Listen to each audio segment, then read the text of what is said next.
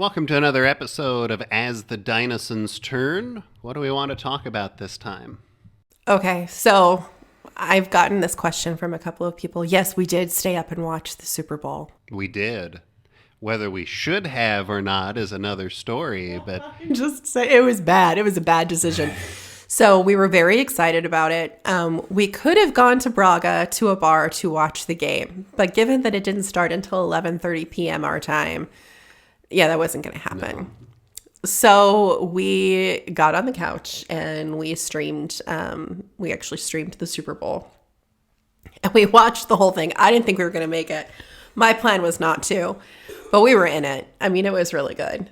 Then the kids were like very excited about it. So they really were desperate to watch it. And I think that's really interesting because they had zero interest in football when we lived in the States. no, they never really. They would sometimes sit and watch part of a game with me, but then they would lose interest and go do other things. And so it was interesting that they were the kind of the ringleaders. I know. The boys actually made sure that everything was up and live and streaming, and we had different treats and snacks throughout the day because we knew there was no way that was going to happen in the middle of the night, and everybody stayed up. Yeah.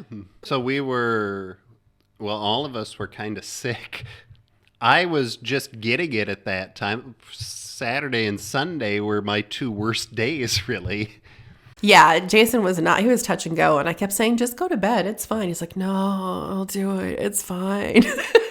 But we made it, and we watched everything. We got to 4 a.m., and we're like, okay, we'll watch all the other stuff. Like, So we're 6 afterwards. hours, 6 hours ahead of Central Time. So when the game ended at like 10 p.m. or thereabouts, 10:30, it was 4:30 here, and we were still up. We were, and I have to say that I was like, okay, no problem. Like, we have these blackout blinds, like Persian blinds on the apartment, so they block out your entire room. Like, you actually will see no sunshine. I just figured we would wake up and like we would sleep all day long. I woke up at 9. I was up by 8. I don't know, you reach a certain point where it's like you can't sleep once you've been up for so long. I'm telling you, the boys slept a little bit longer, but it was really hard. And then we just kept looking at each other going, I don't think I can ever do this again. You were like, we are never doing this. Yeah, I don't think we'll do this again next year. I think we probably will, and he won't have a choice. Well, did we do it this year because Kansas City was in the game? I think that was What part if of it's it. like Baltimore and, San Francisco next year? Or I something? don't know. I think it depends on who's doing the halftime show. I don't know. Like, I think it really just depends. I thought it was interesting because we really had that moment of like, oh, do we do this? Do we not? And Tyler was insistent it was going to happen. And, he's a lot like me, and that when you plan something, you have something in mind of how things are going to go. And he had this vision, and both Jason and I were in bed, and Jack's like, oh, it's fine. He's like, no one's going to come and watch the Super Bowl with me. And we all went, okay. And then we were up all night. So it was a good game, though. Yeah, it was good. I'm going to be honest. I'm totally all about the Travis and Taylor love story. But I still prefer Jason Kelsey's sense of humor. So I don't know. See? And he's like, oh my God. Yeah. We were not impressed with Usher, by the way. The boys were like, except that when Usher took off his shirt. Jack was like, if I look that good, I wouldn't wear a shirt either. I don't blame him. And then, it was like the one with the faux abs. She's like, why do you need faux abs when you have real abs? I'm like, that is the $1 million question. So it was not dull for multiple reasons. The game was a good game, but the boys always had hysterical observations. But it was important for them to watch it because of Kansas City. And there are lots of people in Jason's family that are Kansas City Chiefs fans. And so he watched it, and we all watched it and got into it. But I think that that's also kind of like put us over the edge. Of course, it's a Sunday night, and I'm sure you're all thinking, well, what about school the next day? Oh, it was the middle of Carnival break. Yeah, they didn't have school the next day. Right. So they had school off on Monday, Tuesday, and Wednesday for Carnival and Ash Wednesday. And so Fat Tuesday and Ash Wednesday. And then Tyler and Jack were sick enough the end of the week that we were like, okay, they didn't go to school at all last week because they were sick. So, yeah. They got a full week carnival break instead of, a 5-day carnival break. I'm sure they're heartbroken by that. I'm sure. But the good thing is that they actually, we have some medication and all of those things. They had a great time. They sent information to like their friends and their WhatsApp group. Jack was able to play some video games with some friends back in Indianola. That's been a good connection. So I think we're kind of like hitting the stride. So we haven't been to the movies in a while. I guess we're waiting for good movies to come back out. But between the Super Bowl and then watching football, right? We're watching soccer all of the time. Like the soccer stats. Like this is a very important thing in our family life, which is ironic because before we moved here and before we watched that World Cup game last year for Portugal and Ghana, I don't think that Jack cared about soccer at all. And Tyler was like, yeah, whatever. No big deal. But Jack is like an avid soccer fan. He is. He knows everything. Like, he gives you all kinds of information, doesn't he? Mm-hmm. So he'll be talking about all kinds of things. Yeah.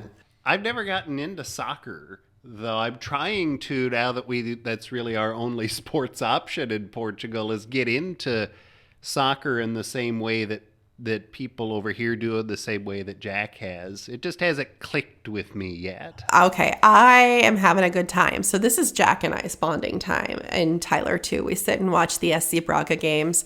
Usually they're on in the evening. Jason is working or doing a presentation or something, right? So, but we're really into it. But what I love is that we get all of these different stats of like, did you know so-and-so left and went to this team now? Or, hey, did you know that this team now is no longer in the Premier League? Or this team is going to the Premier League? Or, oh, they're never really going to have a problem with their salary cap because of X, Y, and Z. I'm like, all of this information holds into his head. So he's now even thinking about, what are the things I want to study when I go to high school and to get ready for college? And he's thinking maybe like communication, sports communication, media communication, art, marketing. He's a little bit graphic design. He can't decide. He's kind of like in that area. But he would like to combine arts and sports, I think. So we'll see where he ends up. But he is an avid fan. And what I appreciate is that, we've decided, the boys decided that our team is going to be SC Braga. So the Braga team is our team. Braga also won the Portuguese Cup. So this is a big deal. We watched the game. We were into it, everything like that.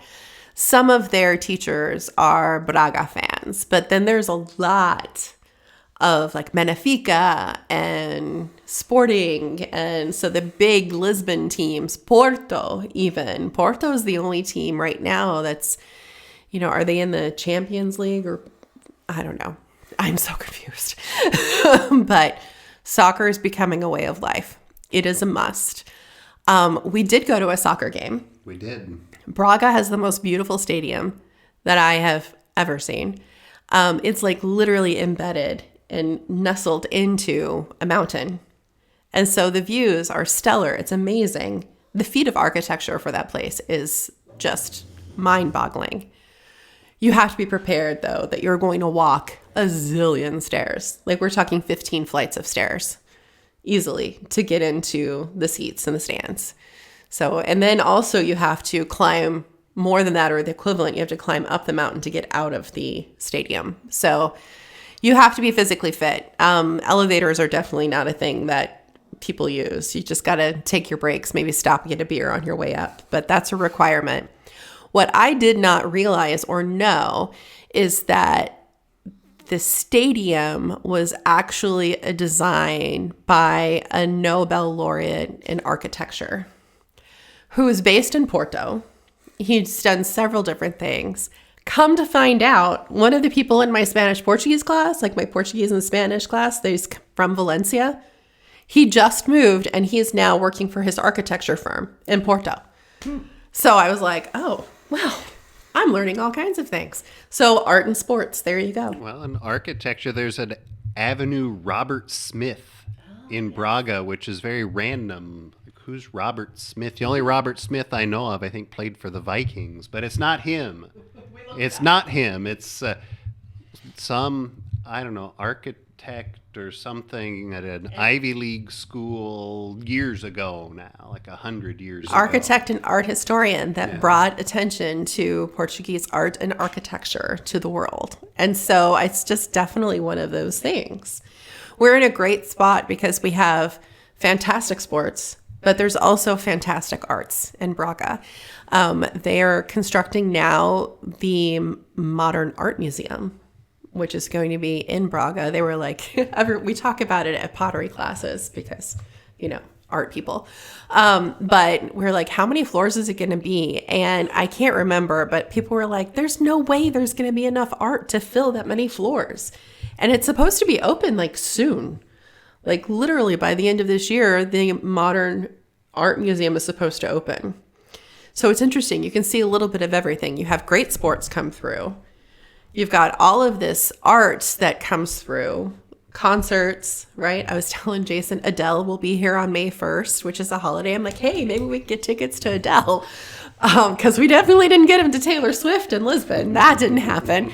But there are all of these different plays and festivals. And I think that we're seeing how people are like coming out and supporting different elements of the population. So you can see that really well. Like there's a great little art store. And of course, people have got their ceramics and all of that stuff. But then there's also the ceramics for the sports fans. Like give them a jersey, make them a nice little cup, that kind of thing. It's all handmade. People want handmade things.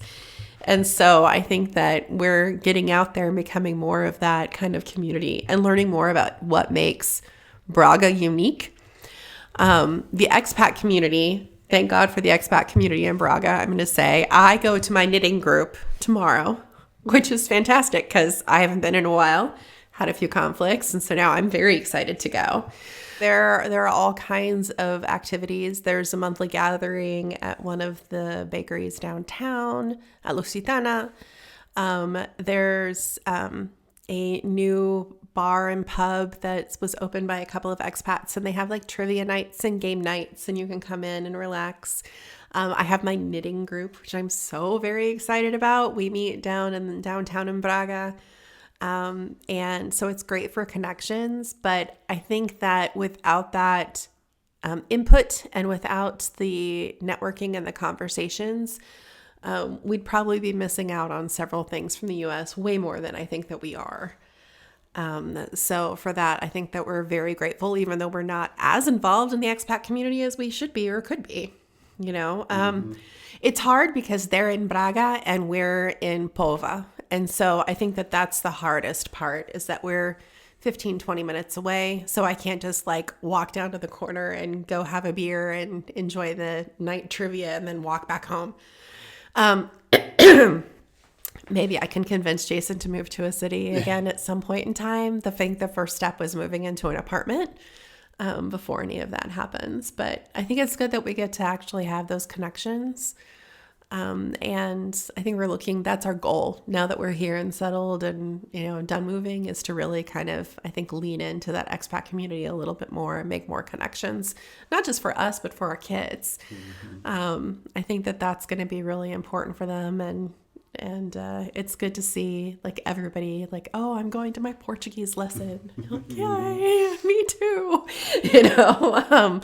So I'd say that we're learning about all of the different elements of Braga, in part through the expat community. So learning about the different elements of art and architecture and sport and all of those things through our connections and through the people. So that's how this all kind of comes together. I didn't even think about watching the Super Bowl until the Speakeasy. They were like, hey, come see us. And I thought, that would be so much fun. And it is so late. Right. Maybe if you could walk there, it would be different. But walking home at 4 a.m. reminds Oh, Oh, 4 in the morning's fine. I shouldn't say this to a former professor at Simpson College, but it reminds me of my Simpson College days. Oh, really? I was actually going to say this is just part of living. Like if we lived in the city, that would just be part of going out and having a good time. I mean, Right. I've been walking home from going out and doing things in Spain at 6:30 in the morning. So I think it's just part of life. Well, the only thing different though, in my Simpson days, it was walk to either the zoo or Mojo's when it was like 20 below outside, and you didn't want to get your winter coat smelling like smoke, which every bar did back in those days. So you would walk in just a long sleeve shirt, no matter how cold it was. Oh my God. Well, there you go. Welcome. Oh my God. Probably good that we didn't. Probably good that we didn't meet until later in life. I think what it is that we looked at each other and thought we're old, and that we won't be able to get back by then. It was driving at 4:30 in the morning. Well, Maybe that's we'll be up true. for Driving it. at that hour, like I say, walking is one thing. Even if you haven't had anything to drink, I don't think driving at 4:30 in the morning sounds like a fun thing when you've been up all day and all night. I think we'll plan better for next year, so we'll be there, expat group. We'll see you at the speakeasy next year. I'll make sure he takes his nap and we go. I feel like we need to do it at least once. Well, we'll see. Well, see, it's easy to say that now. It but, is because there's it's a no whole commitment year to away. it. We There's don't no even commitment. know. That's right. Okay, well, we'll see how it goes. Oh my goodness. Yes. So, I'm just having visions of you like walking back from Mojo's and the zoo through Indianola. Mm-hmm. Oh, that's a shout out to all of you in Indianola, the Simpson crew. So with that, I think we'll end. All right. Well, catch us again. Catch us again next time on another episode of As the Dinosaurs Turn.